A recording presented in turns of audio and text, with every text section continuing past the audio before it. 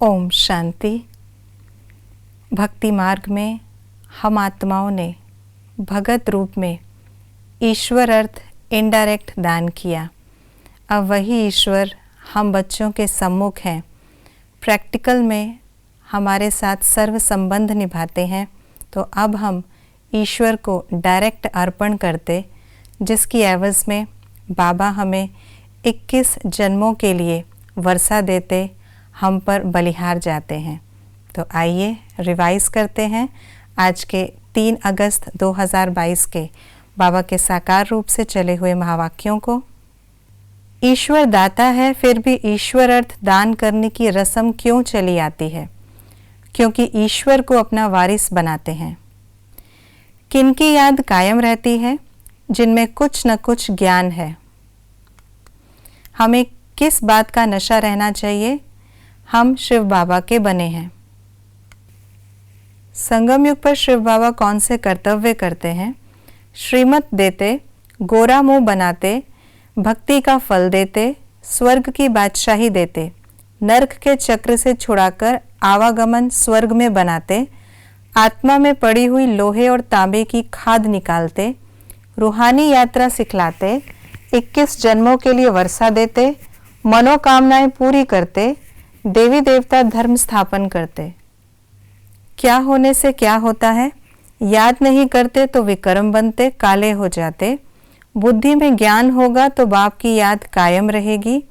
नापास होते तो चंद्रवंशी में चले जाते, 2 कला कम हो जाती। सच्चे सोने में बहुत खाद मिलाने से एकदम मुलम्मा बन जाता। आयरन एज से गोल्डन एज नहीं बनते तो कॉमन प्रजा में चले जाते।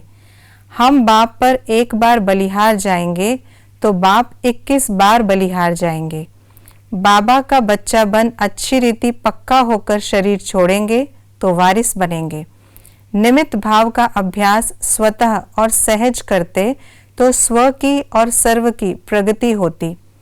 अच्छी रीति पढ़कर फिर दूसरों को भी पढ़ाएं, लायक बनाएं तो वह भी स्वर्ग के सुख देखें। यदि हम निमित्त बनते हैं तो उससे क्या फायदे होते? स्व की प्रगति और सर्व की प्रगति होती।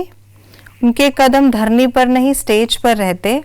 निमित्त बनने का पाठ सदा न्यारा और प्यारा बनाता है। उन्हें सदा स्मृति स्वरूप में रहता कि विश्व के आगे बाप समान का एग्जाम्पल है। कलयुग का अंतिम दृश्य कैसा है?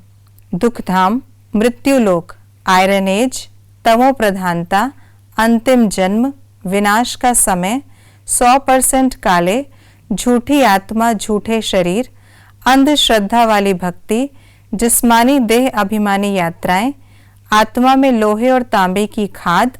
नाटक पूरा होने वाला है, अब घर जाना है।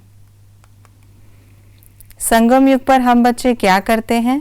अमर कथा सुनते, सच्चा सोना बनते, गोल्डन एज में जाते, कौड़ी देकर हीरा लेते, भारत को स्वर्ग बनाते, शिव बाबा से राज्य लेते, दुख के आवागमन से छूटते, स्वर्ग जाने का पुरुषार्थ करते।